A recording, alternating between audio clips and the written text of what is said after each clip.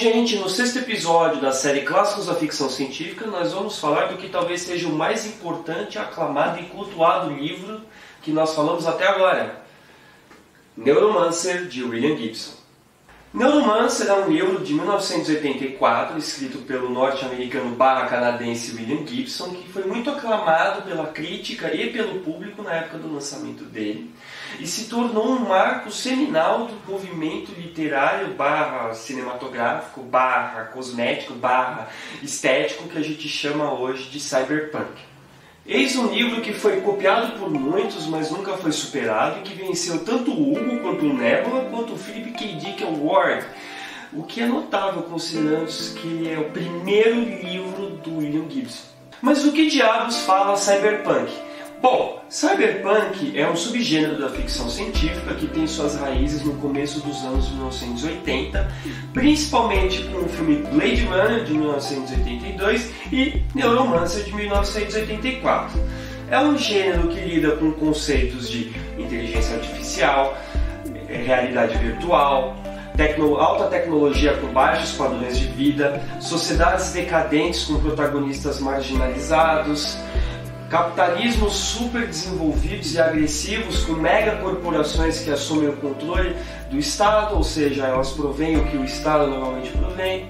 Ou seja, é uma extensão não muito diferente do que é o nosso mundo hoje em dia.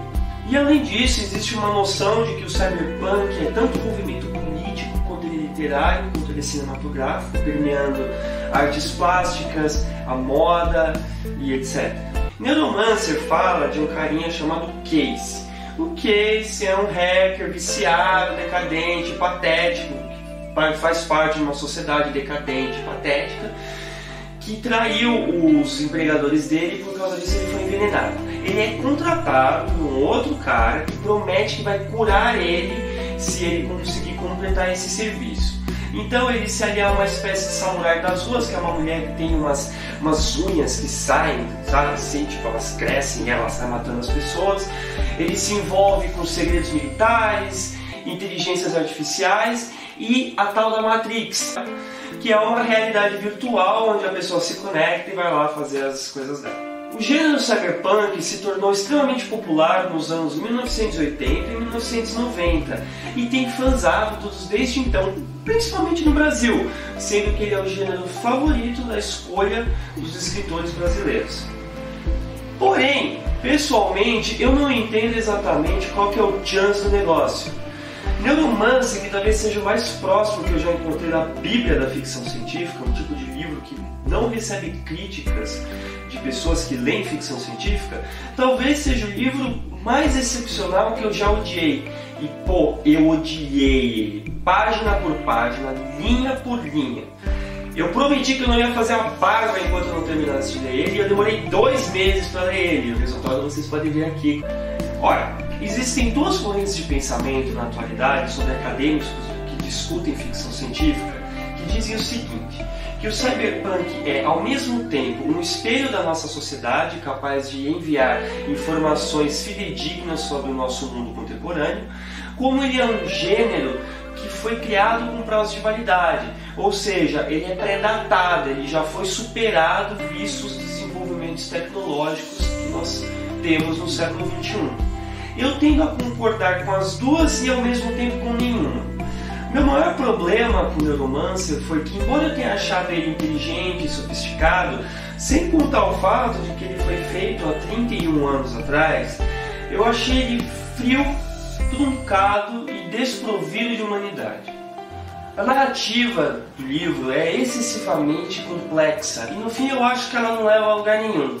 O livro também é extremamente descritivo no universo que ele criou, nas suas gírias, nos seus códigos, que no fim me lembram bastante o livro Laranja Mecânica, por exemplo.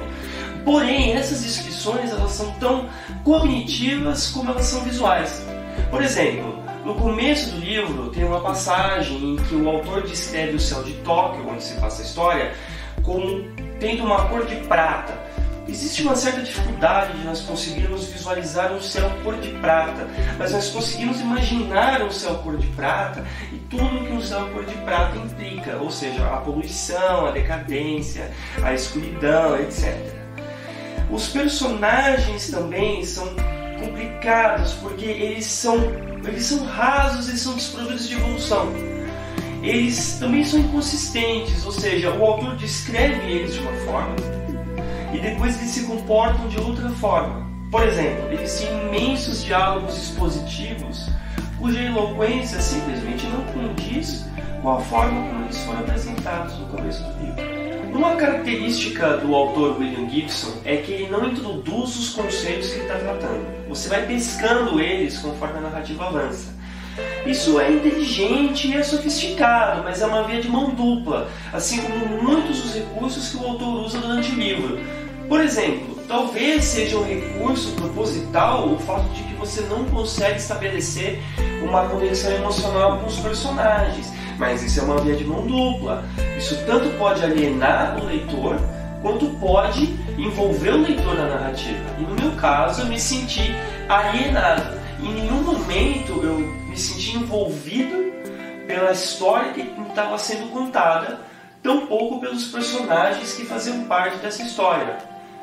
Como eu disse antes, pode ser proposital? Pode, porque ele está falando de uma sociedade decadente, de personagens marginalizados, de violência. Porém, isso tem o seu lado negativo, narrativamente falando. No fim, Neuromancer é um livro que tanto me intriga quanto me aliena. Eis uma obra da qual você pode extrair muita, mas muita teoria sobre ele. Tanta teoria que eu decidi ler Neuromancer porque eu não aguentava mais ler a respeito dele nos livros para o meu mestrado. O que torna ele um livro imensamente profundo nas suas conjecturas. Porém, a narrativa dele não tem consistência. O que significa, no geral, que esse é um livro que tem muita teoria, mas no fim tem pouca carne. Bem-vindos a mais um episódio da série Clássicos da Ficção Científica. No episódio de hoje nós vamos falar do livro A Estrada, de Cormac McCarthy. Cormac McCarthy é um dos mais importantes escritores norte-americanos da atualidade. Ele nasceu em 1933 em Rhode Island e desde então ele publicou somente 10 livros durante sua carreira. A Estrada tem uma trama bastante simples, tá? Aconteceu alguma catástrofe e o mundo acabou. Só que ele não acabou que nem Mad Max, por exemplo, onde ainda existe tecnologia e organizações sociais, por mais absurdas que elas sejam. Eu digo que acabou e não sobrou nada, absolutamente nada. Os Estados Unidos vivem um inverno interminável e os sobreviventes se tornaram canibais. Nesse cenário de pesadelo, um pai e um filho viajam pelas estradas americanas rumo ao litoral pretendendo fugir desse inverno. Eles não sabem o que eles vão encontrar lá e tem pouquíssimos suprimentos. Um carrinho de compras com um pouquinho de comida, alguns cobertores e uma pistola com 2 balas. Uma para ele e uma para o menino. Bom, a Estrada não ganhou o prêmio Hugo, ela nem foi indicada.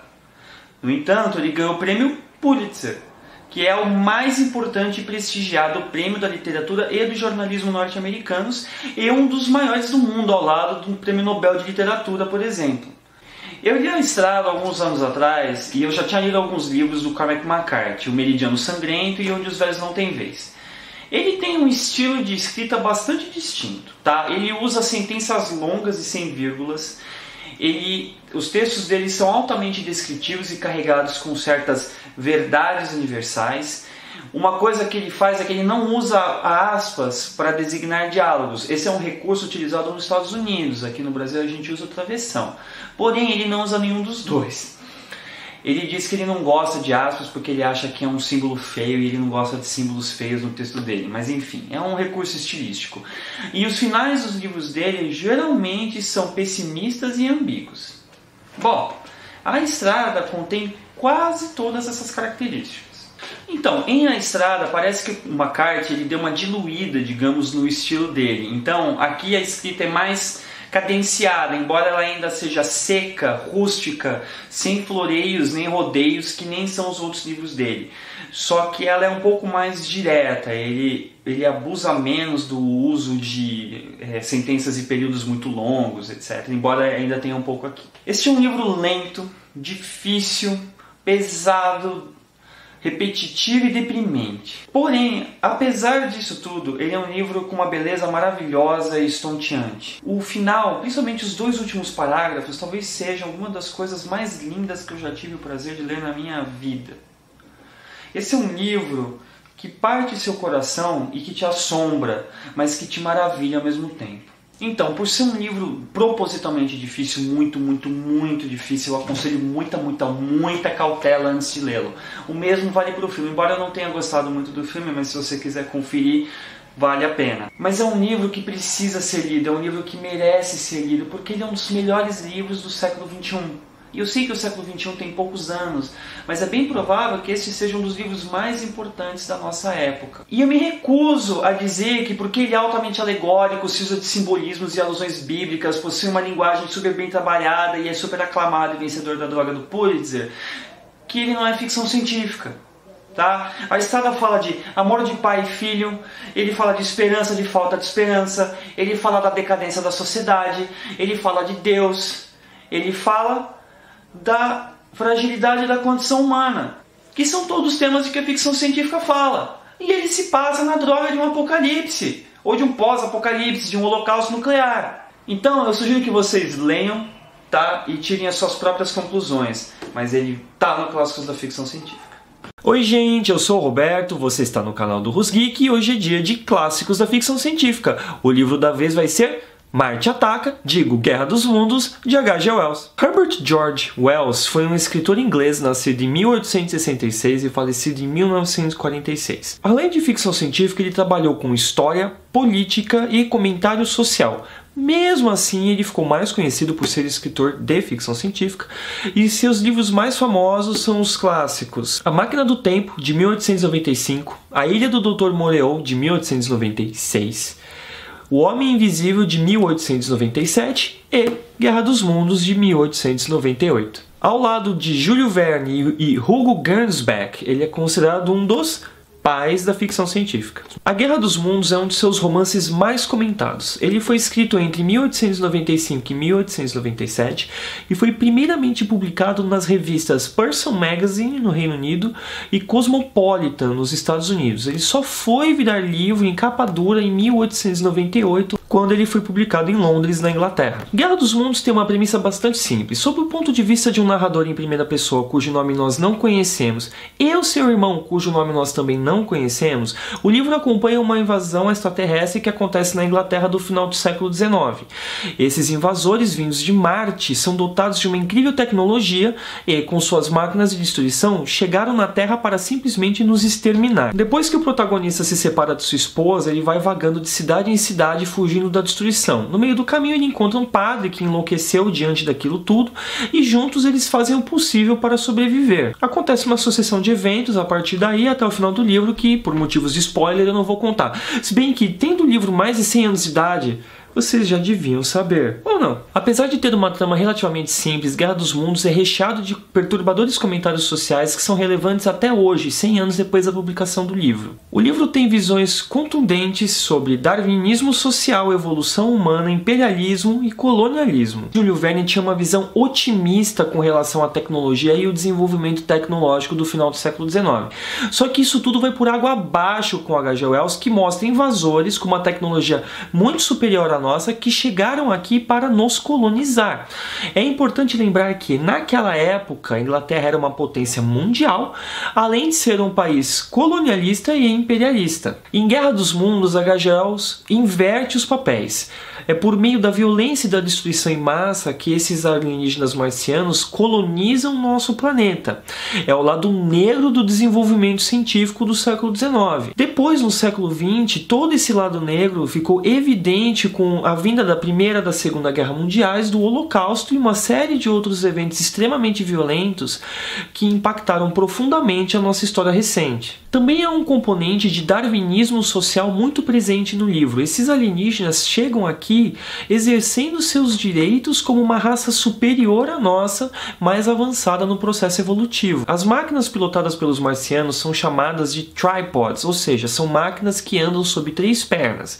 Elas possuem o que o autor chama de raio de calor, que nada mais é que um raio laser, só que naquela época ele não tinha conhecimento da palavra laser, porque a palavra laser não existia, que destrói tudo em seu caminho. Essa tecnologia é precursora do robô gigante pilotado pelo ser humano, que nós vemos tanto em animações japonesas como Neon Genesis Evangelion e na franquia Gundam, além de outros títulos que começaram a ser lançados na década de 1970. Guerra dos Mundos também inspirou o cientista Robert Goddard a inventar o combustível líquido e o foguete multiestágio, que resultariam no pouso da Apollo 11 na Lua em 1969. Ele também marcou o início da literatura de invasão dentro da ficção científica e muitos pesquisadores consideram H.G. Wells como o pai da ficção científica moderna. O livro foi adaptado para o cinema, televisão, histórias em quadrinhos, programas de rádio, uma série de outras plataformas inúmeras vezes.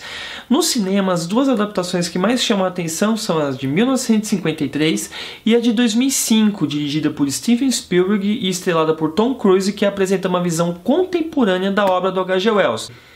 Uma outra adaptação interessante foi feita para o rádio em 1938. É uma história engraçada. Narrada, escrita e produzida pelo futuro cineasta Orson Welles, o programa de rádio baseado em Guerra dos Mundos causou pânico na época de seu lançamento, porque muitas pessoas que estavam ouvindo o programa não sabiam que aquilo se tratava de uma obra de ficção. Elas realmente acreditavam que o mundo estava sendo invadido por alienígenas vindo de Marte e que nós todos seríamos aniquilados. A minha impressão sobre o livro foi bastante positiva. Ele tem uma leitura muito fácil e muito rápida, considerando que ele tem uma linguagem de um romance que foi escrito mais de 100 anos atrás. Eu li ele em 2 dias. É necessário ressaltar alguns aspectos importantes. O livro ele é essencialmente descritivo. Contexto e caracterização de personagens não são exatamente a preocupação do autor com essa obra. Isso não me incomoda, mas pode vir a incomodar alguém.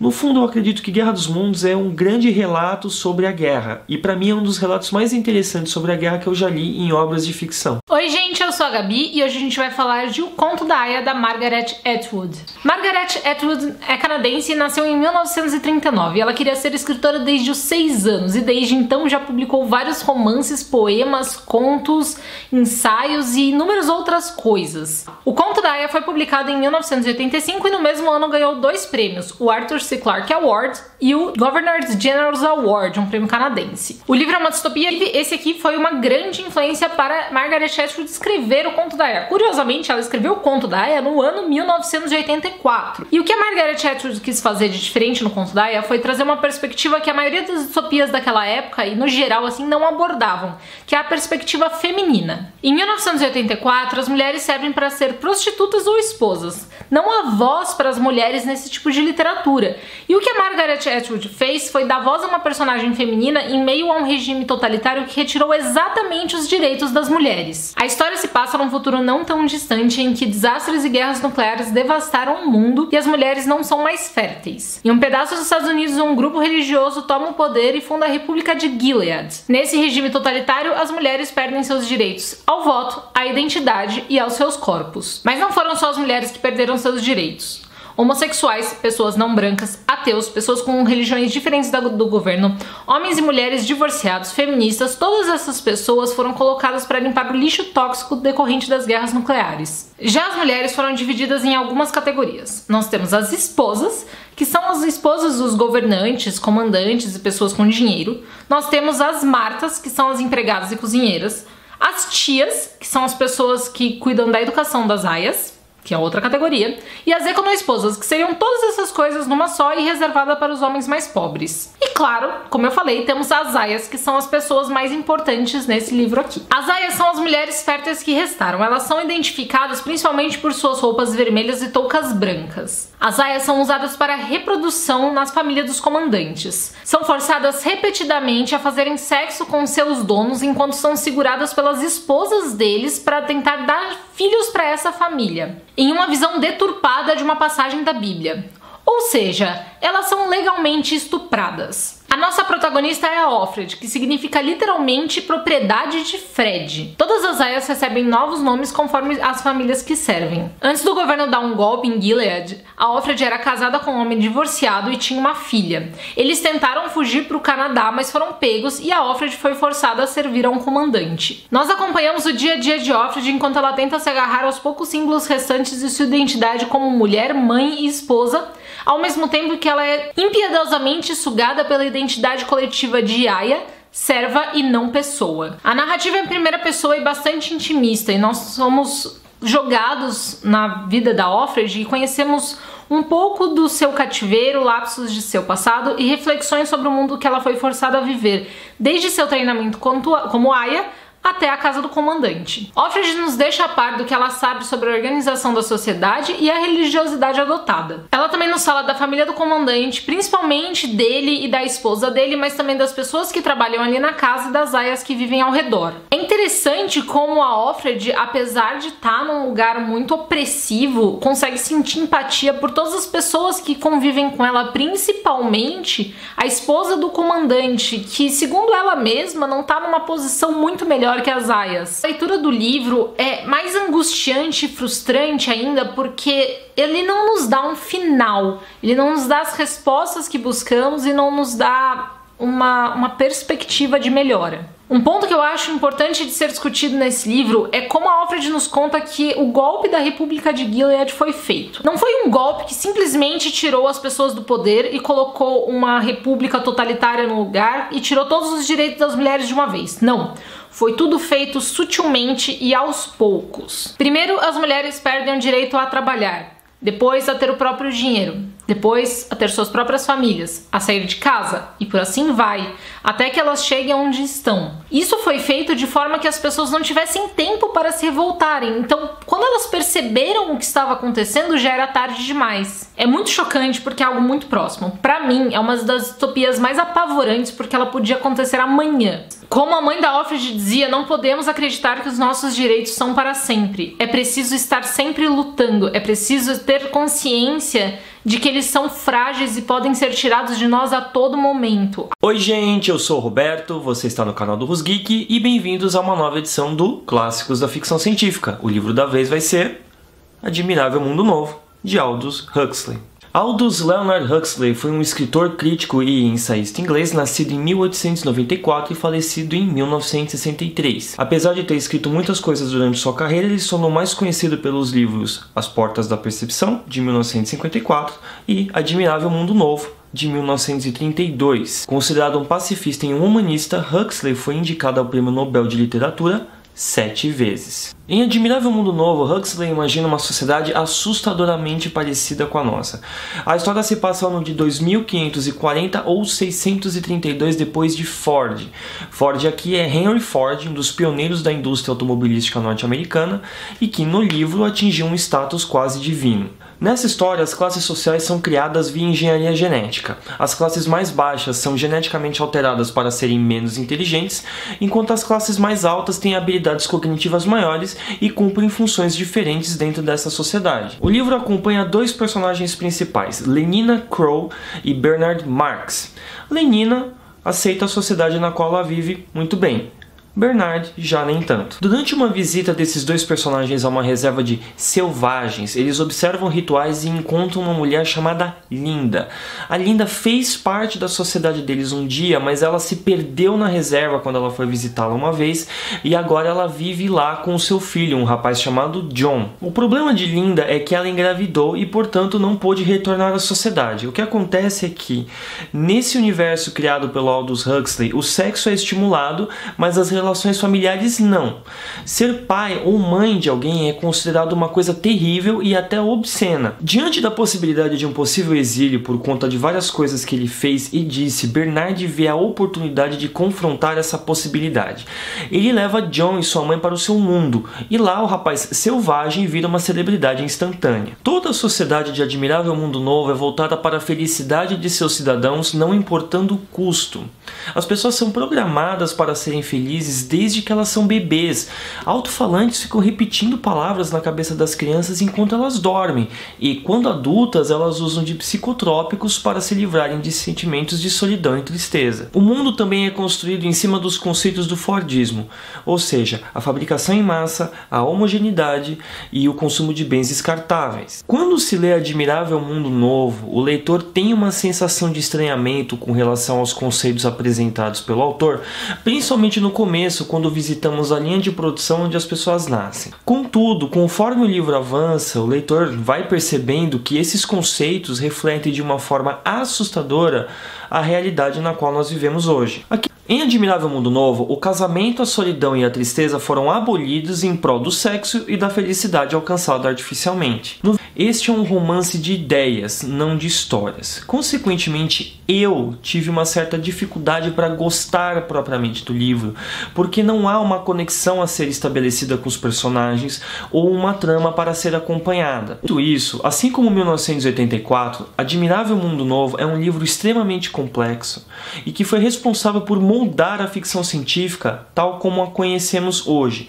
É um marco seminal na literatura de distopia e um livro cujas ideias reverberam até hoje. Até porque, creio eu, a busca pela felicidade é uma coisa universal. Todos queremos ser felizes. No entanto, a coisa mais interessante que eu extraí desse livro e verdadeiramente inusitada é a seguinte: a tristeza, assim como a felicidade, é um direito a ser conquistado.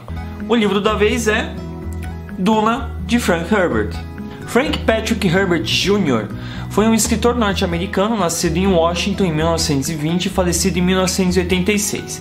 Ele se tornou mais conhecido como escritor de ficção científica muito por conta de Duna e suas 5 sequências, mas ele também foi jornalista, escritor de contos, palestrante, revisor de textos, consultor ecológico e uma série de outras coisas. Frank Herbert fez parte de um movimento literário dentro da ficção científica conhecido como New Wave ou Nova Onda, que foi um movimento que aconteceu principalmente nos Estados Unidos nas décadas de 1960 e 1970 e que foi um movimento, eu acredito, responsável por transformar a literatura de ficção científica numa literatura popular, fique à vontade para discordar de mim, sendo que até então ficção científica era considerado principalmente uma literatura de nicho. O estilo de ficção científica caracterizado nesse período é o que nós chamaríamos de soft, ao oposto de ficção científica hard. O estilo de escrita de Herbert é bastante elaborado. Política e religião são temas centrais em sua literatura e seus conceitos são genuinamente desenvolvidos, não apenas decorativos. Não obstante, suas tramas complexas, de forma talvez até excessiva, aliadas com uma prosa densa, podem dificultar um pouco a leitura.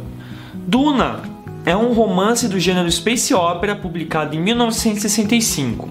Em 1966, ele empatou com o livro This Immortal do escritor Roger Zelazny pelo prêmio Hugo e ganhou o prêmio Nebula inaugural naquele mesmo ano também. Desde seu lançamento, Duna é considerado um dos melhores romances de ficção científica de todos os tempos. A revista Locus, que é uma das mais importantes a tratar desse gênero, nomeou ele o melhor livro de FC de todos os tempos 3 vezes. Ele também é o livro de FC mais vendido de todos os tempos. Duna teve 5 sequências: Os Messias de Duna, de 1969, Os Filhos de Duna, de 1976, O Imperador Deus de Duna, de 1981, Os Hereges de Duna, de 1984 e As Herdeiras de Duna, de 1985. Duna se passa num futuro muito distante que tem um império galáctico feudal onde as casas de nobres são leais à casa imperial chamada Corrino. Duna começa quando o Duque Leto Atreides, da Casa Atreides, aceita o convite para governar Arrakis, também conhecido como Duna, que também é fonte de uma especiaria chamada melange, que é a substância mais valiosa desse universo e que só é produzida nesse planeta. O mundo inteiro é praticamente um imenso deserto parecido com Tatooine se você gosta de Guerra nas Estrelas. Ele é habitado por povos considerados tribais e pelos vermes da areia, que são monstros colossais que chegam a ter quilômetros de comprimento. Cada capítulo do livro contém uma epígrafe de textos fictícios que ajudam a compor o universo contado na história e que também ajudam você a conhecer um pouco da mitologia por trás dessa narrativa. A história acompanha o filho do Duque, Paul, e sua mãe, Jéssica. Pouco tempo depois de eles se estabelecerem em Arrakis, eles descobrem que o privilégio de controlar o planeta, o privilégio conferido pelo próprio imperador, é na verdade uma armadilha, e o planeta Duna vira um palco de um dos maiores golpes da história. Depois disso, disso, Poe fica dividido entre suas obrigações como herdeiro e o treinamento em doutrinas secretas de uma irmandade antiga que vê nele a possibilidade da realização de uma profecia. Duna é um romance com uma complexidade extraordinária. Ele aborda políticas intergalácticas de ordem feudal, desenvolvimento de poderes parapsicológicos e religião.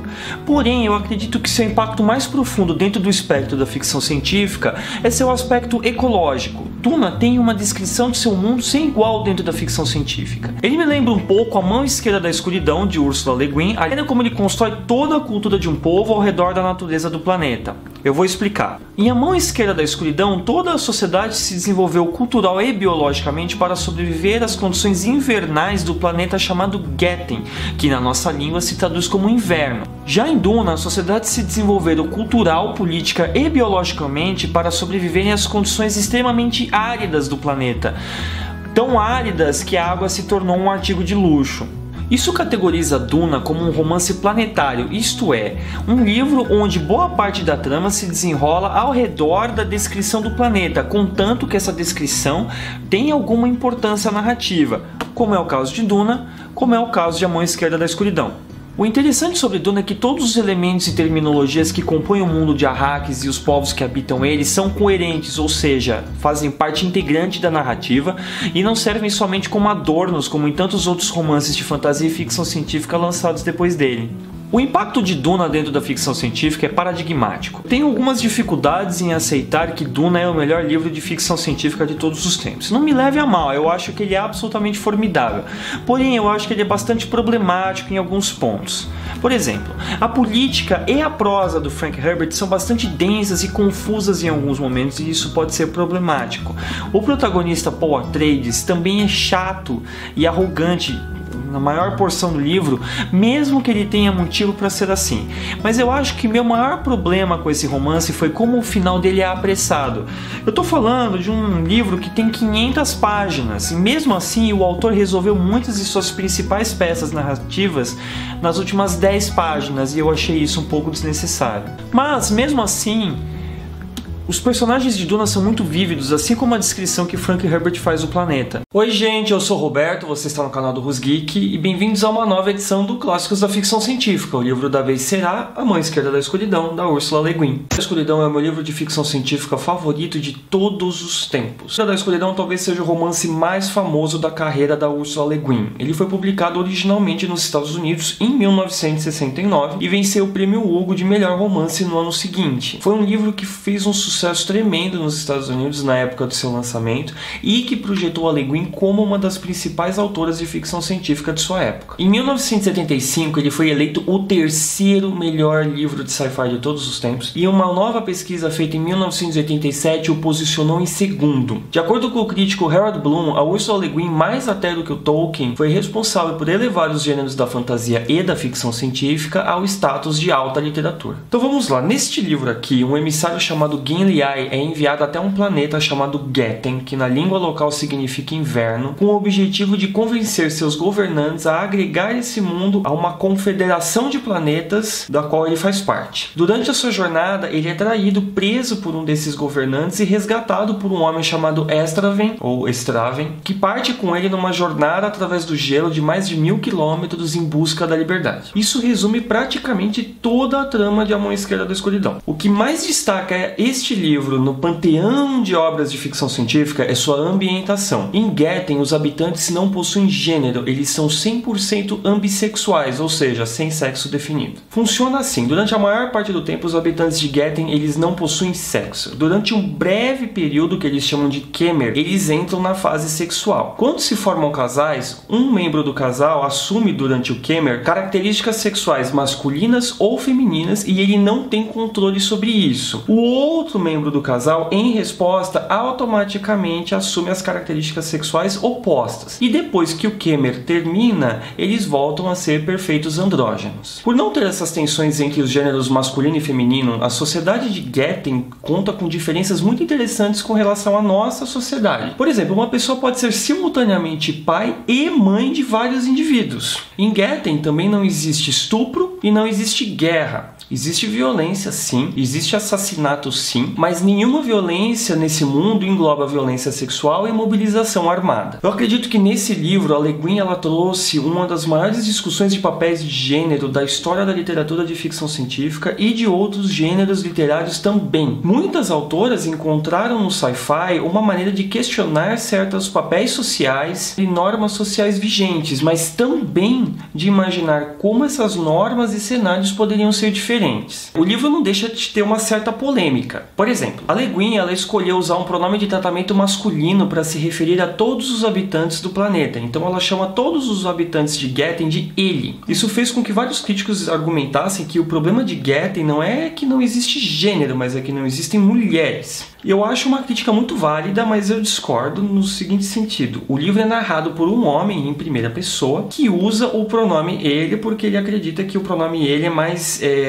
ambíguo e mais amplo do que o pronome ela. Na língua dos habitantes de Getten, não existem pronomes de gênero, então quem cria esses pronomes é o protagonista. A Le Guin também faz parte de uma corrente dentro da ficção científica, junto com autores como Philip K. Dick, J.G. Ballard e Michael Moorcock, que trouxeram conceitos de psicologia, antropologia e sociologia para a ficção científica, as chamadas ciências soft, o que por sua vez deu surgimento ao que nós chamamos hoje de soft sci-fi, ou sci-fi soft, ou ficção científica soft. Não é de se estranhar, portanto, que todos esses conceitos estejam presentes em A Mão Esquerda da Escuridão. Nesse livro, a Le Guin ela mergulha bem fundo nos aspectos sociais e religiosos desse mundo que ela criou. Então, Getten se chama inverno porque ele está passando por uma nova era glacial, ou seja, ele é muito frio. Então, todos os aspectos sociais foram projetados conforme o clima. Isso também está presente em um outro livro aqui do Clássicos da Ficção Científica que nós falamos, que é o Duna, do Frank Herbert. Então, em Getten, as casas são como tocas, as vestes e as comidas são projetadas para fazer com que as pessoas se sintam mais aquecidas, os ambientes são aconchegantes, esse tipo de coisa. Um detalhe interessante é que não existem animais voadores em Getten e, portanto, não existem máquinas voadoras. Também não existe uma progressão constante da tecnologia desse mundo. Ou seja, uma máquina ela pode ser usada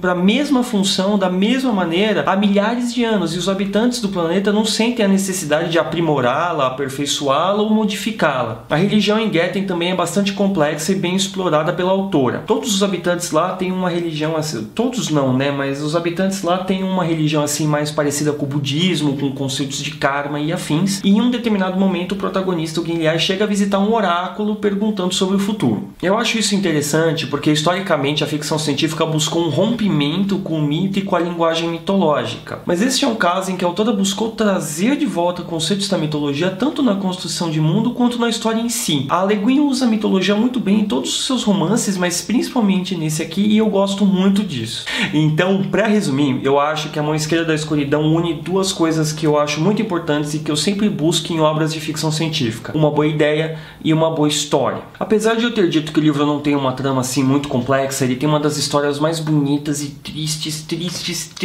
arrasadoramente tristes que eu já li na minha vida. A Le Guin, que é uma escritora super sofisticada, conseguiu unir duas coisas que normalmente não funcionam muito bem dentro de obras de ficção científica. Ela uniu uma história super bonita e profunda com conceitos sociais, filosóficos e científicos que são super complexos. Normalmente, os livros de ficção científica que eu leio e falo aqui no canal priorizam um desses aspectos, ou uma história elaborada, ou um argumento, uma ideia profunda e que gera um grande questionamento. Mas A Mão Esquerda não, ele fez os dois e por esse motivo se tornou um dos meus livros favoritos da vida. Oi gente, eu sou o Roberto e você está no canal do Rusgeek. Bem-vindos a mais uma edição do Clássicos da Ficção Científica e o livro da vez vai ser Eu Sou a Lenda, como vocês já devem ter percebido. Eu Sou a Lenda foi escrito por Richard Matheson. Richard Matheson foi um novelista e roteirista norte-americano, nascido em 1926 em Nova Jersey e falecido em 2013. Ele mesmo se tornou uma lenda nos gêneros de ficção científica e terror, tendo publicado obras como O Incrível Homem que Encolheu e A Casa da Noite Eterna, que primeiro foram publicados como livros e depois foram adaptados para o cinema. Em Eu Sou a Lenda, Robert Neville é o último homem sobre a Terra depois que um vírus transformou a humanidade em vampiros. Ele perdeu a mulher e a filha para esta praga, mas continua morando em sua casa em Nova York, que é movida a um gerador e cercada de alho, de uma forma tranquila e relativamente pacata. Não fosse seu vizinho vampiro que fica enchendo o saco dele todas as noites, e as vampiras que ele descreve como muito bem conservadas, que fazem poses imorais, ele diz, pedindo para entrar na casa. O livro, que é escrito de uma forma bastante compacta e direta, retrata os aspectos de sua vida solitária, seus anseios sexuais, seu refúgio no álcool, sua tentativa de cuidar de um cachorro vira-lata e, posteriormente, o seu relacionamento com uma mulher misteriosa chamada Ruth. Eu Sou a Lenda foi publicado em 1954, e essa era uma época em que as editoras estavam começando a explorar a publicação de obras de ficção científica no formato de livro. Até então, elas eram publicadas principalmente nas revistas Pulp, ou Pulp Magazines. Desde então, ele foi adaptado para o cinema 3 vezes. O primeiro foi Mortos que Matam, de 1964. O segundo é A Última Esperança da Terra, de 1971. E o terceiro é Eu Sou a Lenda. Esse é o último, foi estrelado por Will Smith e dirigido por Francis Lawrence, que é o diretor de Jogos Vorazes. Eu Sou a Lenda faz parte de uma tradição de histórias de ficção científica que fala do fim do mundo causado por algum tipo de praga. Esse livro também fala do que a gente chama de O Último Homem sobre a Terra. Tudo bem que Richard Matheson foi pioneiro a dar uma explicação científica para a condição de vampirismo, mas Eu Sou a Lenda não é um livro sobre vampiros. Na verdade, é um livro sobre solidão, talvez um dos mais emblemáticos, poéticos e importantes a tratar desse assunto. Esse livro também traz alguns questionamentos interessantes sobre a natureza do mal e como isso pode ser relativo, como o herói de um determinado grupo pode ser um monstro de outro. Ele também mostra que, quando a condição de ser humano se torna minoria em uma nova ordem social estabelecida, a humanidade se torna um conceito tão frágil quanto mítico. Eu Sou a Lenda é um livro existencialista, só que de uma forma muito sutil. Talvez isso explique porque ele é um livro atemporal, que vez ou outra ressurge por aí, seja numa nova edição ou um novo filme. Eu li ele há muito tempo, foi em 2007 quando lançou o último filme, então já faz quase 10 anos. Mas algumas passagens, principalmente a última, ficaram gravadas na minha memória de uma forma muito nítida. Oi gente, eu sou a Gabi, vocês estão no canal Rus Geek, bem-vindos a mais um Clássicos da Ficção Científica e hoje eu vou falar de Androids Sonham com Ovelhas Elétricas? Assim, com ponto de interrogação mesmo, do Philip K. Dick. Nesse livro acompanhamos o policial Rick Deckard, que é um caçador de androides. Seu trabalho é aposentar os androides que voltam à Terra tendo fugido das colônias fora daqui. A Terra, por acaso, se tornou quase inabitável depois de sofrer na mão dos seres humanos e são poucas as pessoas que ainda vivem aqui. A maioria delas foi morar em colônias em outros planetas e usa os androides como mão de obra escrava. Acho importante ressaltar que, embora no filme os androides sejam chamados de replicantes, no livro eles são androides mesmo. Enfim, o Deckard recebe o trabalho de aposentar 6 androides que voltaram à Terra juntos, depois que eles mandam um policial encarregado do caso para o hospital. O Deckard se agarra a essa oportunidade porque permitirá que ele compre um novo animal de verdade. Então, lembra daquela coisa do título, as ovelhas elétricas e tudo mais?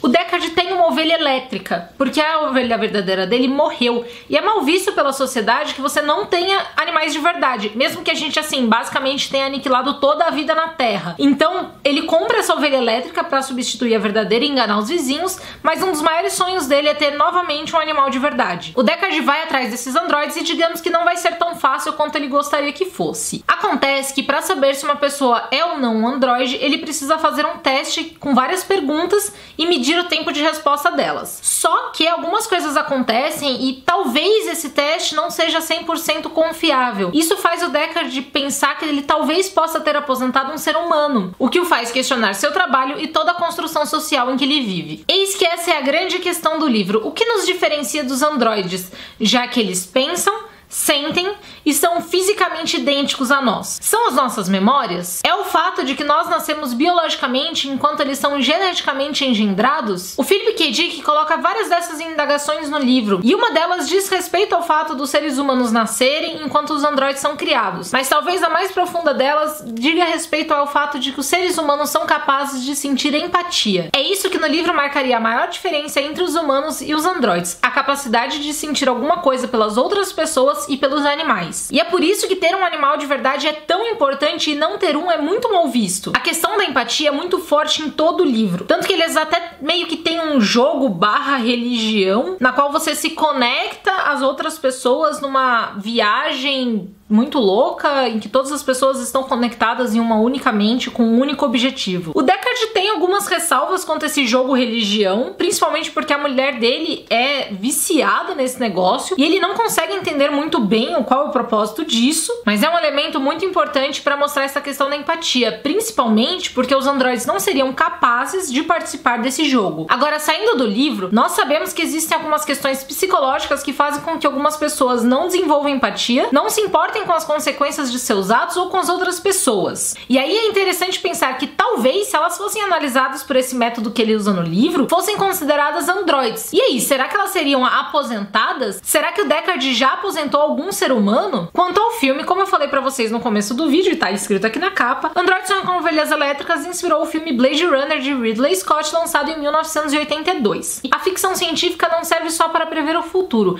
mas essencialmente para discutir questões da realidade em que elas foram escritas, além de questões universais da humanidade. E é o caso nesse livro, que traz uma discussão pertinente sobre o que nos faz humanos, mesmo que a gente nunca chegue a viver numa terra quase inabitável com androides como escravos. Embora, pensando bem, isso não esteja muito longe da nossa realidade atual. A obra foi publicada originalmente em 1968, no contexto da Guerra Fria, e dá pra gente traçar paralelos entre os elementos que o Philip K. Dick traz aqui e o período em que ele foi escrito, como por exemplo a possibilidade de uma terra devastada, a questão do avanço tecnológico e o que nos torna únicos. De qualquer forma, Blade Runner é um dos meus filmes favoritos e o livro foi uma leitura instigante e um tanto perturbadora. Se você gosta de livros que tratam de questões existenciais, eu sugiro que você aproveite essa edição super bonita e corra dar uma olhada nesse livro. Oi gente, eu sou o Roberto. E eu sou a Bárbara. Você está no canal do Rusgeek. Que sejam bem-vindos a mais um Clássicos da Ficção Científica. O livro da vez será Jurassic Park, de Michael Crichton. E esta é a Bárbara Prince. A Bárbara é editora da Aleph e ela foi uma das pessoas responsáveis por editar este livrinho lindo aqui, o que pra mim fez ela se tornar uma escolha óbvia para falar deste livro. John Michael Crichton foi um escritor norte-americano, nascido em Chicago em 1942 e falecido em 2008. Na verdade, ele se formou em medicina pela Universidade de Harvard, mas decidiu que queria ser escritor, roteirista e diretor de cinema. Muitos de seus livros se tornaram best-sellers e foram adaptados para o cinema, como por exemplo O Enigma de Andrômeda, de 1969, Jurassic Park, de 1990 e O Mundo Perdido, de 1995. Em 1973 ele também escreveu e dirigiu o longa Westworld. Bárbara, conta pra nós do que se trata esse negócio louco dos dinossauros. Na verdade, Jurassic Park conta a história de um parque com dinossauros montado por um milionário chamado John Hammond. John Hammond teve essa ideia muito fantástica de o que eu faço com toda essa grana. Bom, eu posso fazer uns experimentos científicos, que são bem explicadinhos no livro, para trazer de volta os dinossauros à vida e eu vou lucrar muito, porque as pessoas vão querer pagar para ver dinossauros. Eu achava que a ideia podia não dar muito certo, eram os investidores do parque, que mandaram uma equipe lá para ver o que estava rolando nessa ilha onde o parque ia ser inaugurado. A equipe é montada por um matemático chatíssimo chamado Ian Malcolm, que vai, através da teoria do caos, explicar por que aquilo tá prestes a dar ruim. E claramente ele nunca vai ser ouvido. Junto com ele vão um paleontólogo e uma bióloga, além de crianças adoráveis. Essa equipe começa o livro sem saber direito o que está acontecendo. Na verdade, no começo do livro, quando eles são contatados, eles sequer sabem que vai ter dinossauro nesse rolê. Bom, o fato é que no resto do livro, eles também não entendem nada do que está acontecendo. Na verdade, só quem sabe o que está acontecendo é o leitor e que mesmo assim acompanha uma trama cheia de suspense. Além de um livro de ficção científica, esse também é um ótimo romance de suspense. Eu gosto de dizer que ele é um suspense com dinossauro, ciência e tripas. Muitas tripas. Os dinossauros ficam loucões depois que basicamente acaba a energia elétrica. A questão é que depois que acaba a energia e as cercas elétricas não funcionam mais, os dinossauros resolvem que eles não vão caçar pra comer assim, tipo, e depois tirar a cesta. Eles vão matar todo e qualquer humano que passar no caminho deles. Eles ficam com um diabo no corpo e resolvem matar todo mundo. Mas isso tudo de um jeito bem sério. Tem cenas de suspense tensíssimas em que as pessoas estão tentando fugir dos dinossauros, tentando fugir da ilha, tentando descobrir que diabos está acontecendo. O caos. Como disse o Ian Malcolm, olha só, ele tinha razão, embora ele não sirva pra nada no livro.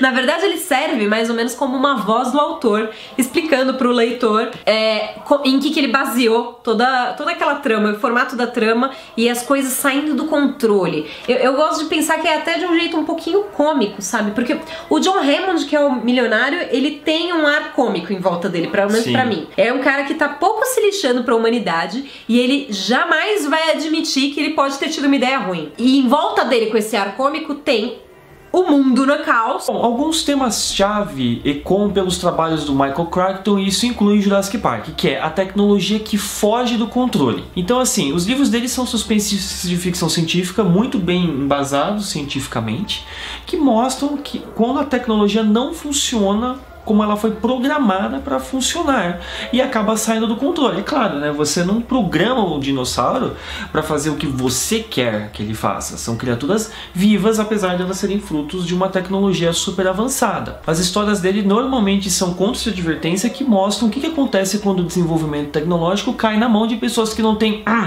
um certo discernimento ético, moral, um senso de proporção qualquer que seja, né? Porque você não precisa ser um gênio para saber que construir um parque com dinossauros de verdade não é uma boa ideia. E é isso que o Ian Malcolm fala o tempo todo lá da teoria do caos dele, que você não pode manter certas coisas no seu controle.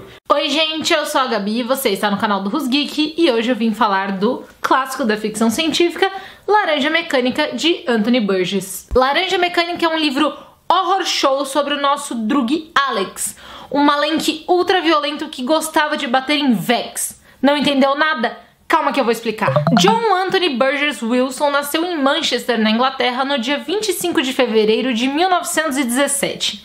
Ele foi escritor, tradutor, compositor, dramaturgo, linguista, poeta e crítico, ou seja, muita coisa. Burgess foi criado no catolicismo, fez faculdade de literatura inglesa, serviu no exército durante a Segunda Guerra Mundial e, ao fim desta, se dedicou ao magistério e às letras. Ele e a esposa moraram na Malásia e no sultanato de Brunei, mas devido a problemas médicos retornaram à Inglaterra. Lá, Burgess foi diagnosticado com um tumor cerebral. Ou seja, os médicos lhe deram pouco tempo de vida. Diante disso, ele passou a se dedicar mais à escrita. E assim saiu Laranja Mecânica, sua obra mais importante e que ele temia deixar inacabada. Só que ele não tinha um tumor cerebral. Ufa! Porque deu tempo dele terminar Laranja Mecânica e acompanhar toda a repercussão que o livro trouxe à sociedade. Burgess só viria a morrer mesmo em 1993 de câncer de pulmão, aos 76 anos. 41 anos após o lançamento de sua obra. Laranja Mecânica foi lançado em 1962 e, ao lado da tríade já falada aqui pelo Roberto de 1984, Admirável Mundo Novo e Fahrenheit 451, é uma das distopias mais importantes da literatura. A história ficou muito mais conhecida pelo filme, dirigido por Stanley Kubrick e lançado em 1971, do que pelo livro. Tudo é narrado em primeira pessoa pelo Alex, usando as gírias da linguagem Nadsat. Essa foi uma linguagem criada por Burgess, usando as gírias da época da escrita do livro, junto ao idioma russo. Essa linguagem pode causar um pouco de estranheza no começo da leitura, mas as palavras são compreensíveis pelo contexto e, caso não sejam, há um glossário ao final do livro para você consultar.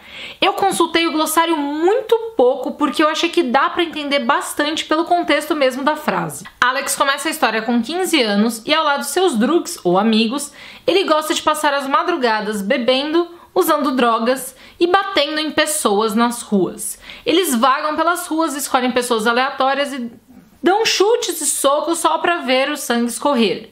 Além disso, eles também gostavam de invadir casas e praticar estupros coletivos em garotas. Não é uma história leve, caso você tenha algum tipo de gatilho ou problema com esse tipo de coisa, eu sugiro veementemente que você não leia Laranja Mecânica, porque por mais que as descrições não sejam extremamente gráficas, é um livro bastante pesado. O fato é que uma noite, o Alex é preso por matar espancada uma senhora e fica 2 anos na prisão. Diante da superlotação dos presídios e da violência extrema da juventude, surge uma técnica de recondicionamento social que promete transformar indivíduos como Alex em boas pessoas em apenas 2 semanas. Alex, então, é submetido a essa técnica de Ludovico, que não é nada mais, nada menos do que uma lavagem cerebral. Os médicos fazem com que o Alex associe a violência extrema ao mal-estar, e assim, diante de qualquer forma de violência, ele passaria muito mal e se tornaria um sujeito apto a viver em sociedade novamente. Fato é que aqui o autor discute esse recondicionamento social por meio da lavagem cerebral. O Alex é condicionado a ser bom.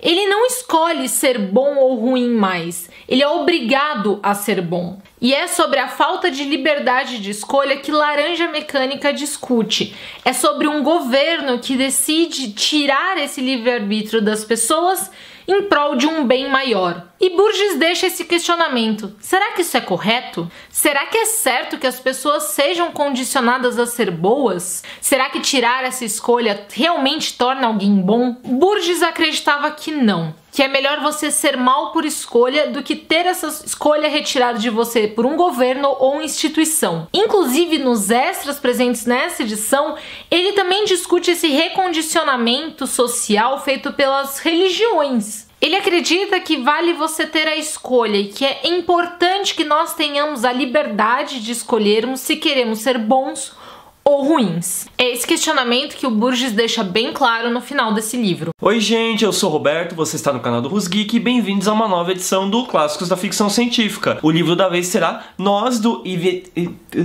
Zamyatin. Yevgeny Ivanovich Zamyatin foi um prolífico escritor russo nascido em fevereiro de 1884 e falecido em 1937. Ele escreveu obras de ficção científica e sátira política e seu trabalho mais conhecido, Nós, publicado em 1921, se destaca por ter inspirado livros como Admirável Mundo Novo, de Aldous Huxley, 1984, de George Orwell, Fahrenheit 451, de Ray Bradbury e Laranja Mecânica, de Anthony Burgess. Zamyatin foi perseguido politicamente na Rússia após a Revolução de Outubro e, em 1921, Nós tornou-se o primeiro livro proibido pelo Comitê de Censura da União Soviética. Mesmo assim, o autor conseguiu contrabandeá-lo para o Ocidente e, anos depois, foi bem sucedido em seu pedido de exílio. Ele faleceu na França em 1937 e o livro Nós só foi publicado na Rússia em 1988. Nós é um romance distópico narrado em primeira pessoa por um protagonista chamado D-503 e ele conta os acontecimentos que levaram a uma revolução no chamado Estado Único. O Estado Único é uma nação urbana inteiramente construída de vidro, de modo que todo mundo enxerga todo mundo. Os habitantes não têm nomes, apenas números, e o comportamento da população é regido por meio de fórmulas e equações matemáticas. O Estado dita o horário de trabalho das pessoas, de lazer, das refeições e até mesmo do sexo. Durante uma caminhada designada com a sua amante O90, nosso protagonista encontra uma mulher chamada I-330, e essa mulher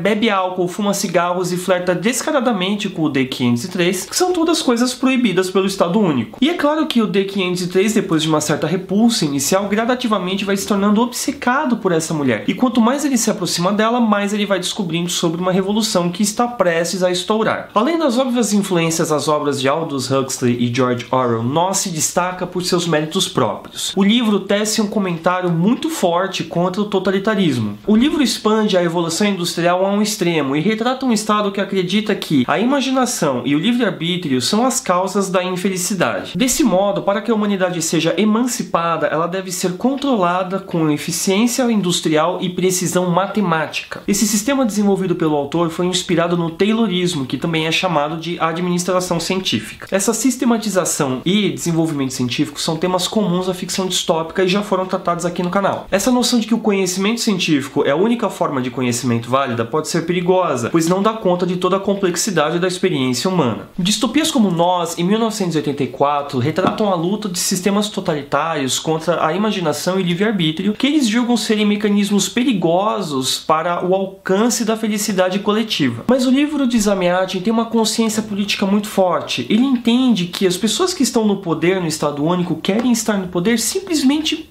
porque elas querem o poder. E isso nos permite traçar um paralelo muito forte com a época em que esse livro foi escrito e a realidade que nós estamos vivendo aqui agora. Eu estive pensando cada vez mais em como a literatura distópica tem marcado a nossa sociedade contemporânea, seja por trazer de volta livros clássicos como este, ou seja lançando distopias novas como Jogos Vorazes e Divergente, entre outras. Porém, o autor emprega alguns recursos interessantes. Eu mencionei no começo do vídeo que o livro é narrado em primeira pessoa. Pois é, e o autor autor tem o hábito irritante de não completar as frases, seja na cabeça dele ou enquanto ele conversa com as pessoas, ele sempre deixa aquelas reticências no fim da sentença. Talvez isso seja porque ele não consegue encontrar maneiras de descrever o mundo em que ele vive ou as coisas que ele está vendo ou presenciando. Muitas de suas analogias são extremamente científicas porque ele tem uma cabeça muito lógica. E a diagramação do livro ajuda a passar essa impressão. Conforme as coisas vão acontecendo e o personagem principal vai se apaixonando por aquela mulher chamada I-330, a fonte do livro muda no meio do texto. Ela vai de uma fonte com serifa para uma fonte sem serifa, ou seja, uma fonte assim mais redondinha, e você percebe essa mudança. Eu achei esse um recurso muito interessante. Oi gente, eu sou o Roberto, você está no canal do Rusgeek e bem-vindos a uma nova edição do Clássicos da Ficção Científica. O livro da vez será O Apanhador de Sonhos, de Stephen King. King é um autor norte-americano nascido em 21 de setembro de 1947 e um dos escritores mais publicados do mundo. Seus livros já venderam mais de 350 milhões de cópias desde o começo de sua carreira, em 1974. Até hoje ele publicou 54 romances e mais de 200 contos que navegam pelos gêneros do terror, suspense, ficção científica, fantasia, mainstream e não ficção. Entre seus livros mais conhecidos estão Carrie, A Estranha, O Iluminado, A Dança da Morte e a série A Torre Negra. Em 2003, ele recebeu um prêmio do National Book Award por sua contribuição à literatura norte-americana. Em 1999, Stephen King quase morreu atropelado por uma van, acontecimento que ele descreve em detalhes no livro sobre a escrita. Durante o período em que ficou machucado, com a perna e o quadril quebrados e um pulmão perfurado, Stephen King escreveu O Apanhador de Sonhos à mão. O livro foi publicado em 2001. A história se passa numa cidade fictícia chamada Derry, no estado do Maine, e acompanha 4 personagens principais: Jonesy, Henry, Pete e Beaver. Quando crianças, eles salvaram um menino portador da síndrome de Down chamado Duddits de um grupo de valentões. A questão é que Duddits possui habilidades paranormais que incluem telepatia e a habilidade de compartilhar sonhos. E depois desse encontro, cada um dos amigos adquire, num menor ou maior grau, habilidades telepáticas. 20 anos depois, os 4 amigos se reúnem numa cabana na floresta para caçar, só que eles decidem fazer isso no meio de uma invasão alienígena. Esses alienígenas são uma espécie de fungo que infecta as pessoas e se nutre delas assumindo uma forma física que depois sai pelo trato intestinal numa cena que não é bonita. Um desses alienígenas, apelidado de Sr. Cinza, entra em Jonesy e usa seu corpo para seus propósitos. Vou evitar dizer mais coisas para evitar spoilers, exceto que os 4 amigos estarão enfrentando uma poderosa entidade maligna e que derrotá-la pode significar salvar o mundo inteiro. O livro é narrado em terceira pessoa, só que do ponto de vista de vários personagens diferentes, enquanto todos estão indo para o mesmo destino simultaneamente. É, em essência, um livro de perseguição. Só que, além disso, ele fica indo e voltando ao passado para acompanhar a infância dos personagens. Recurso que ele também utilizou em It, A Coisa. Isso ajuda a explicar porque certas coisas estão acontecendo do jeito que elas estão acontecendo no tempo presente da história. Dos 4 personagens principais de O Apanhador de Sonhos, alguns deles não chegarão vivos até o final do livro. E o Stephen King garante, de uma forma sutil até, que você sinta quando eles morrerem, que você conheça esses personagens, que você entenda quem eles são e por que eles são assim, e que você se sinta triste quando eles forem embora. O Apanhador de Sonhos é um livro assustador, emocionante, triste, inusitadamente engraçado e, no geral, uma experiência muito envolvente. Bom, Stephen King é o rei. O Apanhador de Sonhos foi adaptado para o cinema em 2003 e o resultado foi uma verdadeira catástrofe. Oi gente, eu sou o Roberto, você está no canal do Rusgeek e bem-vindos a uma nova edição do Clássicos da Ficção Científica. O livro da vez será a trilogia A Fundação, de Isaac Asimov. Isaac Asimov foi um escritor russo-americano nascido em 1920 que também atuou como professor de bioquímica na Universidade de Boston.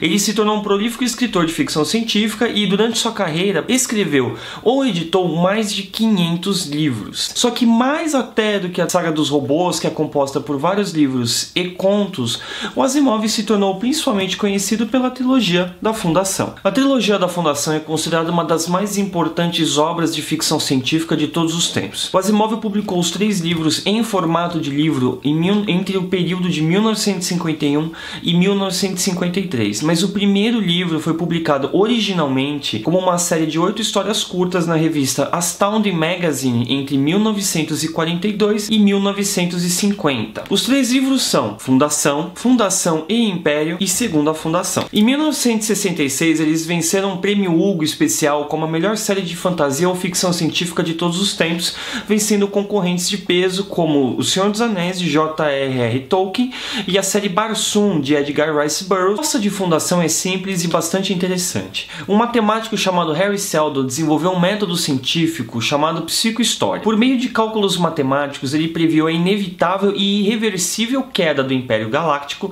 que em teoria seria sucedida por mais de 30 mil anos de violência e barbárie. Porém, ele criou uma alternativa que reduziria esse período para apenas 1000 anos, caso ele fosse bem sucedido em construir uma enciclopédia galáctica que armazenaria milhares e incontáveis anos de conhecimento humano. No primeiro livro, Harry Seldon cria a primeira fundação onde será construída essa tal enciclopédia galáctica, e ao mesmo tempo ele cria uma segunda fundação da qual muito pouco se sabe, apenas diz que fica no outro extremo da galáxia. E durante o livro, a fundação vai ter que enfrentar várias crises por meio do uso da inteligência e dos cálculos matemáticos, porque toda a narrativa do livro é composta de várias histórias que têm personagens diferentes e se passam em tempos diferentes, tempos separados até mesmo por décadas, então não é como se tivesse uma grande trama acontecendo em Fundação, mas sim em várias. O segundo livro, que é o Fundação e Império, já conta com uma proposta bem diferente. Eis que surge um indivíduo chamado simplesmente de um mulo, que não foi previsto pelos cálculos matemáticos da psicohistória. E esse mulo vai ganhando o apoio de vários planetas e começa a exercer um domínio sobre a Fundação,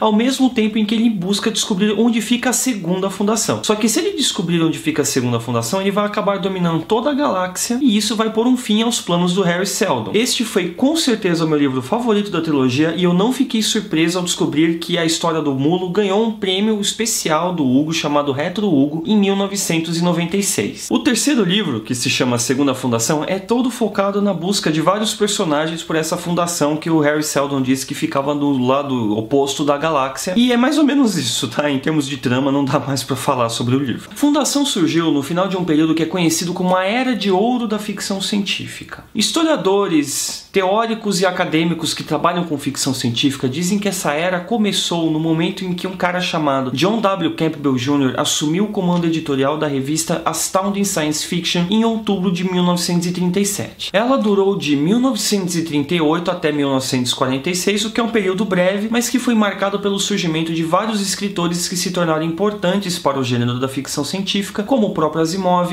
o Clifford Simak, o Robert Heinlein, o Theodore Sturgeon, entre outros. A ideia defendida pelo Asimov em Fundação é de uma ciência, no caso aqui uma ciência matemática, que é capaz literalmente de salvar a humanidade da barbárie e destruição. Eu não acho que é uma ideia errada nem ingênua, eu só acho que neste caso o Asimov está mais pro Júlio Verne do que pro H.G. Wells, por exemplo. Depois de ler esses livros eu entendi por que eles são tão importantes na história da ficção científica. Essa é uma obra que perpassa centenas de anos e conta com uma variedade enorme de personagens e apresenta conceitos que são interessantes e complexos até hoje. Oi gente, eu sou o Roberto e bem-vindos a uma nova edição do Clássicos da Ficção Científica. O livro da vez é Um Estranho numa Terra Estranha, de Robert Heinlein. Robert Anson Heinlein é considerado um dos maiores escritores de ficção científica de todos os tempos. Ele venceu o prêmio Hugo de melhor romance, que é o prêmio mais importante do gênero da ficção científica, 4 vezes, o que é considerado um recorde. Aqui no canal do Rosgeek nós falamos de outro livro dele publicado no Brasil, que é o Tropas Estelares, que foi escrito em 1959. Porém, os livros de Robert Heinlein começaram a ser publicados em 1938. Sua carreira durou mais de 4 décadas e rendeu-lhe inúmeros outros prêmios. Heinlein nasceu no Missouri, nos Estados Unidos, em 1907 e faleceu em 1988 aos 80 anos de idade. Tropas Estelares e Um Estranho numa Terra Estranha, seus livros mais conhecidos, não poderiam ser mais diferentes entre si, tanto em tamanho, narrativa, conteúdo, ideologia, argumento, por aí vai. O que só demonstra a versatilidade desse autor, ainda mais considerando-se que esses dois livros foram publicados com apenas 2 anos de diferença entre eles, Tropas Estelares em 59 e Um Estranho numa Terra Estranha em 61. Para ilustrar a diferença entre os dois, Tropas Estelares, por exemplo, narra a história de uma guerra intergaláctica entre a raça humana e uma raça de alienígenas insetoides, proposta que foi assim muito sutilmente emprestada pelo Orson Scott Card para escrever o Jogo do Exterminador, por exemplo, e o livro mostra as mudanças sociais que aconteceram durante essa guerra, a transformação da sociedade humana falando numa sociedade totalitária e etc, ao ponto em que os editores da Aleph acharam que seria interessante colocar um texto no final do livro falando, gente, calma, o Heinlein não era fascista. Em contrapartida, nós temos Um Estranho numa Terra Estranha, que narra a história de um homem chamado Valentine Michael Smith, que quando era criança, aliás, ele nem tinha nascido ainda, ele se tornou o único sobrevivente de um acidente da espaçonave dele que caiu em Marte. Todos os tripulantes morreram, mas ele sobreviveu e ele foi criado por marcianos. Depois, quando ele se tornou adulto, ele foi enviado por esses marcianos para a Terra, e aí ele precisa aprender a viver como humano e entender um monte de conceitos que para ele parecem muito estranhos, como por exemplo a monogamia. E em decorrência de uma série enorme de acontecimentos, o Mike, como ele é chamado aqui na Terra, se torna uma celebridade, é adotado por um grupo muito estranho e muito divertido de humanos e depois se torna líder de um culto religioso. O Heinlein causou um baita furor na época da publicação deste livro, que vale lembrar, era o começo dos anos 60 nos Estados Unidos. Ele fala de temas que podem ser considerados polêmicos até hoje, como amor livre, a vida em comunidade, identidade, papéis de gênero, religião e um monte de outras coisas. Porém, apesar de todas as críticas negativas que ele recebeu, e foram várias, o livro acabou ganhando o Prêmio Hugo em 1962. Eu pessoalmente achei o livro muito divertido. O Heinlein era um escritor muito inteligente, então para falar de todos esses temas políticos, ele não apenas usou o prisma da ficção científica, como ele usou de forma irrestrita o humor. Pessoalmente, eu acho que a melhor maneira de você encarar Um Estranho numa Terra Estranha é não levando ele muito a sério e se entregando totalmente, apesar de ter achado que o livro em alguns momentos é inusitadamente triste. Alguns problemas ainda transparecem, no entanto, tá? Apesar de o livro ter ideias que podem ser consideradas revolucionárias ou estranhas ou até liberais, ele ainda reflete muitas características da época em que ele foi escrito. Por exemplo, há uma abundância de personagens femininas neste livro, mas uma abundância também de comportamentos que nós podemos considerar como sendo muito machistas. Por exemplo, em um determinado momento do livro, a protagonista feminina diz com todas as letras de que 9 em 10 casos de estupro, a culpa é da mulher. Isso pode causar um estranhamento pra gente hoje, mas é sempre bom levar em consideração o contexto em que o livro foi escrito. Lógico que isso não é uma desculpa para a gente perdoar todos os problemas do livro, mas é sempre bom levar em consideração a época e o lugar em que ele foi escrito. Oi gente, eu sou o Roberto, você está no canal do Rusgeek e bem-vindos a uma nova edição do Clássicos da Ficção Científica. O livro da vez vai ser Uma Princesa de Marte, de Edgar Rice Burroughs. Edgar Rice Burroughs foi um escritor norte-americano nascido em Chicago em setembro de 1875 e falecido em março de 1950.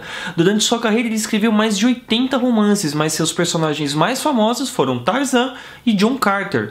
Cada um deles protagonizou uma longa série de histórias. Edgar Rice Burroughs foi introduzido à Hall da Fama da Ficção Científica em 2003. Uma Princesa de Marte é o primeiro de uma série de 11 livros intitulada Barsoom, que significa Marte na língua dos habitantes do planeta. Ela é protagonizada por John Carter, um dos heróis mais conhecidos da história da ficção científica. O primeiro livro apareceu na revista Pulp All Story Magazine e foi serializado entre fevereiro e julho de 1912. Só foi virar livro em 1917 e desde então se tornou um dos marcos da literatura pulp do século XX e uma das grandes influências do subgênero da ficção científica, que é o romance planetário, que influenciou outras obras como, por exemplo, Duna, que também fez parte do Clássicos da Ficção Científica. Para quem não se lembra, eu já devo ter falado aqui várias vezes no canal, as revistas pulp eram revistas de baixa qualidade tipográfica e muito baratas e que fizeram muito sucesso na primeira metade do século XX em países como Estados Unidos, Alemanha e Inglaterra. Elas também foram responsáveis por transformar o gênero da ficção científica em um gênero literário popular e acessível. O livro conta a história de John Carter, um confederado americano que lutou na Guerra Civil. Depois da guerra, ele começou a fazer prospecção no estado do Arizona e descobriu uma mina de ouro capaz de deixá-lo trilionário. Depois de fugir de apaches, ele acaba caindo numa caverna que misteriosamente transporta ele para Marte, ou Barsoom, nome dado pelos habitantes do planeta. Lá ele descobre superpoderes que se manifestaram numa super força resultante da baixa gravidade do planeta e, como é epítome da masculinidade na ficção científica, ele também tem os tanquinhos e os bíceps e os tríceps que acompanham essa super força. Os marcianos são seres altos, lânguidos e verdes. Quer dizer, alguns deles, porque tem outros que se parecem mais com humanos e que tem a pele meio avermelhada. Ele fica amigo dos seres verdes e é meio que acolhido pela tribo lá, que ele acaba se misturando. Até que a tribo captura uma mulher chamada Dejatoris, que é a epítome da mulher perfeita na ficção científica e provavelmente a mulher mais bonita da história do universo, pela qual ele obviamente se apaixona. Só que ela é a princesa da raça vermelha de Marte e aí, obviamente, vai dar merda e ele vai participar de uma série de aventuras, vai unir povos, vai vencer guerras, vai salvar o mundo, tudo pela mulher que ele tá afim. Se você é daqueles que exige que a ficção científica tenha um componente científico o tempo todo presente, ou que esse componente seja minimamente realista, Uma Princesa de Marte não é para você. O que é uma tremenda pena, porque é uma história de aventura muito legal, muito divertida, embora algumas partes dela se aproximem mais do gênero que nós consideramos como fantasia do que como o que a gente acha que é ficção científica, ou que alguns de nós acham que ficção científica deveria ser. Alguns até consideram este livro uma fantasia científica, mas cara, sinceramente, eu não tô nem aí pra nomenclaturas. Uma Princesa de Marte é, depois que você aperta o botão de suspensão de descrença com muita força, uma aventura muito legal. Este livro, que também é tremendamente bem escrito pelo Edgar Rice Burroughs, aliás, acho que esse foi um dos pontos mais surpreendentes sobre este romance, também é uma obra que influenciou muito a ficção científica, tal como a conhecemos hoje. Este livro influenciou muitos autores de ficção científica, como Arthur Clarke, Ray Bradbury, Jack Vance, John Norman e Robert Heinlein, além do físico e escritor Carl Sagan, que leu ele quando ele era criança. No vídeo de hoje nós vamos falar do livro Não Me Abandone Jamais, do escritor Kazuo Ishiguro, e assim continuar a discussão que nós tivemos no último Clássicos da Ficção Científica, no qual nós falamos de A Estrada e o que acontece quando a alta literatura se encontra com a ficção científica. Bom, vamos começar. Kazuo Ishiguro é um escritor nipo-britânico nascido em Nagasaki no dia 8 de novembro de 1954. Quando ele tinha 5 anos, a sua família se mudou para Londres, na Inglaterra, país onde ele vive até hoje. Desde 1982, Kazuo Ishiguro publicou 7 romances e trabalhou como contista e roteirista também. Seus livros mais famosos são Os Vestígios do Dia, de 1989, que virou filme em 1993, Não Me Abandone Jamais, de 2005, que virou filme em 2010, e O Gigante Enterrado, de 2015. Não Me Abandone Jamais é o penúltimo romance do escritor, publicado em 2005. Ele acompanha uma moça que narra a história em primeira pessoa, o nome dela é Cat, e ela é uma cuidadora. Uma cuidadora, como o próprio nome indica, cuida das pessoas, só que ela não cuida de pessoas comuns. Ela cuida de doadores. Doadores são pessoas que existem só para doarem seus órgãos vitais quando elas chegam a uma determinada idade. A história começa quando a protagonista lembra de um triângulo amoroso que ela teve com um menino chamado Tommy e uma outra menina chamada Ruth, na época em que elas estudavam num internato chamado Hailsham. Hailsham era um internato onde essas crianças que viriam a ser doadoras estudavam e aprendiam sobre a sua condição. O fato é que, no mundo onde essa história se passa, que se passa num universo alternativo na década de 90, a sociedade criou clones. Esses clones nascem, crescem, vivem vidas relativamente normais e aí começam a doar seus órgãos para as pessoas comuns até que eles finalmente morrem. Nesse internato, elas são privadas de contato com pessoas comuns e elas são ensinadas qual é a função social delas, o que cria pessoas curiosamente muito ingênuas. Isso faz parte do mistério do livro, no qual nós, os leitores, ficamos pensando de onde veio gente tão ingênua assim. Quando ela era criança, ela se apaixonou por um menino chamado Tommy, que por sua vez era apaixonado por uma menina chamada Ruth, e o livro acompanha o relacionamento dos três quando eles estavam no internato, depois que eles saíram de lá, e quando a protagonista Cat finalmente se torna uma cuidadora. Ao meu ver, Não Me Abandone Jamais se caracteriza mais como um romance de terror. Essa visão é corroborada pelo escritor Ramsey Campbell, que escolheu ele como um dos melhores livros de horror desde o ano 2000.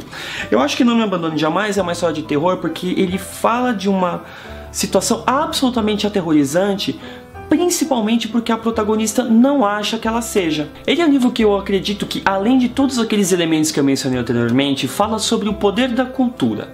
Conforme a gente vai aprendendo mais sobre a situação daqueles personagens, nós ficamos desesperados para que eles tomem uma atitude com relação àquilo, fujam, façam alguma coisa. E nós ficamos cada vez mais frustrados com a falta de ação deles. Por quê?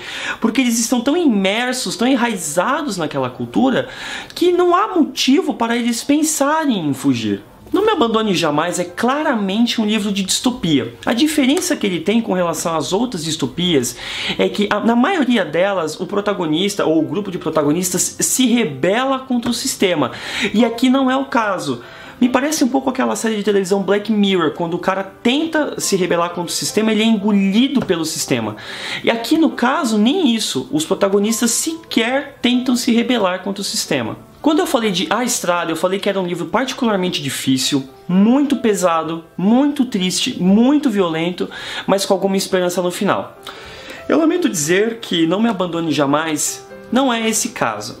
É um livro absolutamente maravilhoso, é um dos melhores livros que eu já li na minha vida, é um clássico instantâneo da literatura inglesa, mas também é um dos raros casos em que eu não consegui extrair esperança nenhuma do final. E é curioso que ele seja escrito de uma forma muito mais fluida, muito mais leve, com muito mais humor do que A Estrada, até porque ele é narrado sob a perspectiva de primeira pessoa, de uma protagonista que é muito ingênua, mas eu acredito que esses recursos só aumentam o impacto emocional que esse livro tem sobre o leitor. E o livro que nós vamos falar hoje é O Homem do Castelo Alto, de Philip K. Dick. Philip K. Dick foi um escritor norte-americano nascido em Chicago em 1928 e ele é considerado hoje um dos autores de ficção científica mais populares da história. Muito prolífico, ele escreveu 36 romances e 5 coletâneas de contos, até sua morte prematura, causada por um acidente vascular cerebral em 1982, quando ele tinha 53 anos. Quando eu digo que Philip K. Dick era um autor extremamente popular, eu estou falando de uma babação de ovo sem igual dentro da ficção científica. Muitos de seus livros e contos foram adaptados para o cinema. Acho que ele é o autor de ficção científica mais adaptado por Hollywood. Vocês com certeza já devem ter assistido um filme baseado em uma de suas histórias. O Homem do Castelo Alto é um romance de 1962, ganhador do Prêmio Hugo em 63, como eu acabei de falar, e ele é um exercício bastante imaginativo. O que o Dick faz aqui é imaginar uma realidade na qual a Alemanha e o Japão ganharam a guerra. Exatamente, os aliados perderam, o Reino Unido e os Estados Unidos foram meio que ocupados pela Alemanha e pelo Japão. E a narrativa conta a história de vários personagens que são entremeados pelo I Ching, o oráculo chinês. Esses personagens são um judeu que busca esconder a sua identidade das autoridades, um antiquário que quer aceitação social, um burocrata que se envolve numa intriga política e uma mulher que vislumbra um universo alternativo ao ler um livro clandestino chamado O Gafanhoto Torna-se Pesado, no qual o autor imagina uma realidade na qual os Estados Unidos e o Reino Unido teriam ganhado a guerra. De uma forma ou de outra, todos os personagens entram em contato com esse livro clandestino e a protagonista feminina vai em busca do autor, que ela acredita ser capaz de revelar certos segredos sobre a realidade na qual ela vive. O que Dick faz neste livro é sobrepor fatos reais e ficcionais. O que ele busca é mostrar como seria a nossa realidade se um dos eventos mais significativos do século XX tivesse terminado de uma forma diferente. Realmente, essa é uma perspectiva assustadora. Aqui, os nazistas meio que dizimaram a África, impuseram leis raciais por todo o mundo e continuam sua perseguição aos judeus. Realidades alternativas e identidades falsas são temas recorrentes na ficção de Dick. Humanos e androides não são o que parecem, entidades escondem a verdadeira face das coisas e determinadas realidades também detêm segredos profundos. Ao falar do que não era real, Dick procurava chegar ao núcleo do real. E como nós vivemos numa era repleta de simulacros, eu acredito que isso torna os livros de Dick cada vez mais atuais. Eu achei O Homem do Castelo Alto uma leitura mais interessante do que os outros trabalhos de Dick. Eu sei que tem muita gente que pediu para eu ler o Ubik falar aqui, mas esse aqui me pareceu mais interessante. Por quê? Porque eu não estou tão interessado em ver como o Dick tratava de identidades falsas, mas sim como ele construía realidades alternativas. Uma coisa que vale a pena destacar nesse livro é que ele tem uma protagonista feminina forte, o que é raro na ficção do autor. Essa é Juliana Fink, que é a esposa do judeu, que estava tentando esconder a identidade dele das autoridades nazistas, eu falei um pouco mais cedo. E eu gosto dela porque ela é uma mulher de ação. Ela descobre que os nazistas têm um plano para matar o autor de O Gafanhoto Torna-se Pesado.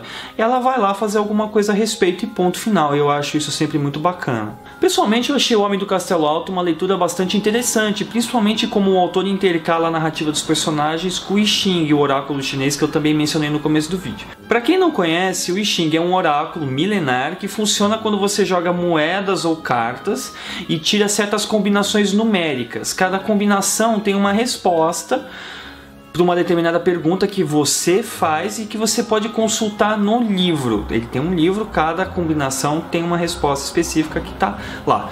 Cada personagem no livro aqui consulta o I Ching em um determinado momento e muitos deles recebem respostas semelhantes em contextos diferentes. E essas respostas têm um significado profundo dentro da trama, então eu achei isso muito bacana e inusitado. O Homem do Castelo Alto também é um romance de metaficção, ou seja, ele conta uma história de ficção dentro da ficção que ele é.